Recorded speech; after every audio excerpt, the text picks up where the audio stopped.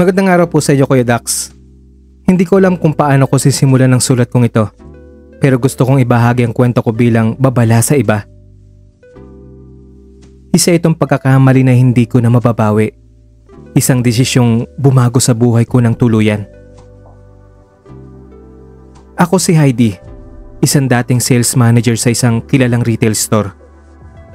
Matagal na akong pamilyado, may asawa at mga anak. At maayos naman ang aming pamumuhay. Pero sa hindi ko maipaliwanag na dahilan, napunta ako sa isang sitwasyon na hindi ko inakalang papasukin ko. Nagsimula ang lahat ng magtrabaho sa amin si Dominic, isang batang salesman, gwapo, matangkad, at malakas ang dating. Hindi ko maitatanggi na napansin ko siya kagad. Sa simula, wala namang kahit anong intensyon sa akin si Dominic. Normal lang ang kanyang kilos at pagiging masayahin sa trabaho. Pero habang tumatagal, naging malapit kami sa isa't isa. Lagi siyang tumutulong sa akin sa mga inventory tasks at palagi akong nakukusa na siyang kasama ko. Hindi ko alam kung sadya ko bang hinayaan na humantong sa ganitong lahat o naging bulag lang ako sa mga nangyari. Noong una, simpleng usapan lang. Puro tungkol sa trabaho. Paano ayusin ang stock? Paano mapapabilis ang inventory? Pero habang lumilipas ang mga araw, nagiging personal ang mga usapan. Napansin kong palaging nagbibiro si Dominic. Parang sinusubukan niyang basahin kung paano ako magre-react. May mga pagkakataong lalapit siya ng konti. Kunwari, magpapakita ng isang produkto pero sadyang masyadong malapit ang aming katawan. Sa bawat linggong nagdaan, hindi lang simpleng biruan ang nangyayari sa amin. Minsan, may mga sandaling bigla niyang hahawakan ng kamay ko ng mas matagal kaysa sa nararapat. May mga oras na pag dumadaan siya sa likuran ko, sadyang dadampi ang braso niya sa akin. Maliit na bagay iyon, pero ramdam ko ang intensyon. At sa hindi ko maipaliwanag na dahilan, hindi ko ito tinanggihan. Para bang may isang bahagi sa akin na nagugustuhan ng atensyon. Ang kiliti ng pagiging patagong kinikilig sa isang bagay na alam kong bawal. Isang gabi, kami na lang naiwan sa store para tapusin ang inventory. Tahimik ang paligid at naroon kaming dalawa sa storage area. Nag-aayos ng mga kahon. Pareho kaming pagod pero parang may namumuong tensyon sa pagitan namin. Nang yumuko ako upang kunin ang isang stock list sa sahig, biglang lumapit si Dominic sa likuran ko. Halos idikit ang katawan niya sa akin. Hindi ako lumayo. Hinawakan niya kamay ko at marahang bumulong. Ma'am, gusto niya bang ipagpatuloy natin to? Hindi ko alam kung anong klaseng sagot ang hinihintay niya. Pero sa halip na sumagot, dahan-dahan akong tumayo at hinarap siya. Isang tingin lang. At ramdam ko na ang init na bumalot sa akin. Sa isang iglap, nasa fitting room na kami. Isang sulyap, isang haplos, at tuluyan akong bumigay. Hindi ko na inisip kung sino ang pwedeng makakita. Paano kung may biglang pumasok? Ang mahalaga lang ng sandaling iyon ay ang nararamdaman kong kilig mula kay Dominic. Nang tumapat ang kanyang labi sa leg ko, napapikit ako at hinayaan ang sarili kong madala ng damdamin. Simula nga noon ay paulit-ulit na itong nangyayari. Tuwing gabi, bago umuwi, Sa fitting room ay palihim kaming nakikita. Mabilis. Walang usap-usap. Pareho naming alam na mali ito, pero hindi namin kayang pigilan. Nagpapatulong lang daw sa inventory, pero sa tuwing magsasarado na ang store at kami na lang ang naiiwan, hindi na lang tungkol sa trabaho ang nangyayari. Sa bawat gabi, nagsisimula kami sa pag-aayos ng stocks, pero nagtatapos sa mas matinding tagpo. Sa likod ng saradong pinto ng fitting room, nagiging iba ang mundo namin. Nagsisimula ang simpleng paghawak. Ang mga daliri niyang dumadaan sa aking braso. Ang init ng kanyang hininga habang pabulong na tinatanong kung anong susunod namin gagawin. Hanggang sa hindi na namin kayang pigilan ang nararamdaman. Ang kanyang mga labi marahang dumadampi sa aking leeg. Unti-unting bumababa habang hinahaplos ang aking katawan. Ang kanyang mga kamay, halamang bawat parte ng aking balat na nagpapabilis sa aking paghinga. Sa sikip ng fitting room, bawat kilos namin ay puno ng pananabik. Bawat haplos ay nagpapawala sa takot na mahuli. Sa puntong ito, Kuya Dax, sasabihin ko naman ang totoo na pinilit kong itigil ito.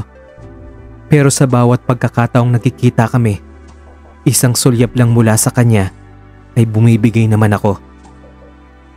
Bawat gabi ay isang lihim na hinahanap-hanap namin. Sa una maingat kami, mabilis at palihim. Pero habang tumatagal, mas nagiging matapang kami. Minsan nga, naririnig pa namin ang mga kasamahan naming dumadaan sa labas, pero hindi namin alintana iyon. Naging parte na ito ng aming gabi.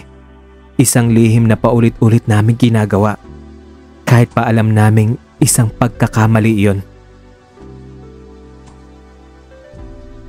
Lalo naming hinahanap ang isa't isa. Hindi na ito basta tukso lamang. Naging adiksyon na rin ito. Sa likod ng mga saradong pinto, sa loob ng maliit na espasyo, bumibigay kami sa isang damdaming hindi na dapat lumalim pa.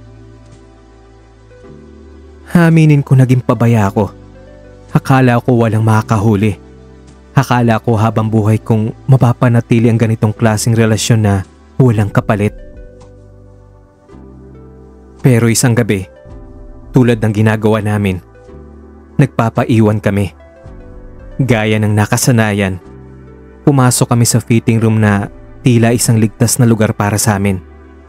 Pero hindi namin alam na may nakapansin na pala sa amin. Isa sa mga kasamahan namin ang nagmamanman at dumiretso sa management para magsumbong. Habang nasa loob kami ng fitting room, biglang bumukas ang pinto. Sa isang iglap, nakita namin ang isa sa supervisors, kasamang head ng store. Natulala kami. Hindi alam ang gagawin. Alam kong mahuhuli rin kami balang araw, pero hindi ko inakala na ganong kabilis mangyayari ang lahat. Ramdam ko ang pamamanhid ng aking katawan habang ang tingin ng mga kasama namin ay puno ng panlilibak at pagtataka. Ang sumunod na mga araw ay puno ng tensyon. Kinabukasan nga, pinatawag kami sa opisina ng management. Pinaupo kami sa harap ng head office at walang paligoy-ligoy na tinanong kami kung anong dapat namin gawin. Alam niyo naman siguro kung bakit namin kayo pinatawag dito. Ngayon, ang desisyon nasa sa inyo. Isa sa inyo ang dapat umalis at sino magpaparaya sa inyong dalawa. Malamig na tanong ng aming manager. Dapat ay aakuin ko ng responsibilidad bilang nakatatanda. Pero bago pa ako makapagsalita, biglang sumingit si Dominic. Sir, hindi ko naman po ginusto yun eh. Siya ang unang umakit sa akin. Sinabi niya sa akin na wala na siyang gana sa asawa niya kaya siyang nag-imbita sa akin sa sumunod sa fitting room. Hindi ko rin siya matanggihan kasi siyang supervisor ko eh. Para akong binuhusan ng malamig na tubig. Hindi ako makapaniwala. Akala ko pareho naming alam ang pinasok namin. Pero sa isang iglap, itinulak niya ang lahat ng sisi sa akin. Tiningnan ko siya. Umaasang may makikita akong kahit anong pagsisisi sa mukha niya. Pero wala. Wala ni katiting na pag-aalala o pagsisisi. Para bang wala kaming pinagsamahan.